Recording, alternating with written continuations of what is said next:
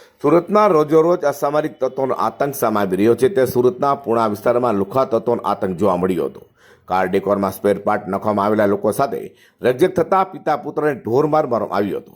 અરવિંદ વાઘમાસી તેના મળતિયાઓ દ્વારા કરેલા હુમલાની ઘટના સીસીટીવીમાં પણ કેદ થઈ છે.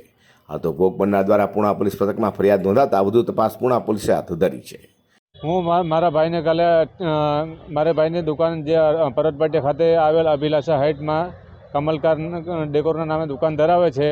ત્યાં કાલે એક કસ્ટમર આવેલો કે એણે કીધું મારી ગાડીમાં થોડું કંઈ કામ કરાવવાનું છે, કામ માટે કોઈ વસ્તુ મંગાવેલી હતી પણ ત્યારે હાજર ન હતી.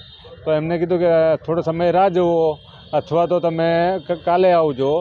છતાં એ કસ્ટમરે જીદ કરી હું આજે કામ કરાવીને અને લગાવીને જ જઈશ. છતાં પણ મારા ભાઈએ થોડીક પ્રયાસ કરી અને એને વસ્તુ શોધી આપી, વસ્તુ લગાવી આપી. લગાવ્યા બાદ એ વ્યક્તિએ અમારી દુકાનનો બહારનો વિડીયો ઉતારતા હતા. અમારા સ્ટાફેને અટકાવ્યો કે ખુદ તમારું કામ થઈ વિડીયો શું કામ તમે બનાવો છો. તો એને પહેલાં કસ્ટમરે અમારા સ્ટાફને ધક્કો માર્યો, ગાળાગાળી ગળોત કરી, મારામારી કરી. એ સંદર્ભમાં પછી એ કસ્ટમરે મારી દુકાને 15થી 20 લુખ્ખા તત્વોને બોલાવી મારા ભાઈઓને જીવલેણ હુમલો કરી હાથથી, કડાથી, બેલ્ટથી મારી અને જીવલેણ ઈજાઓ પહોંચાડી છે. ગંભીર ઈજાઓ પહોંચી છે. હાલમાં મારો ભાઈ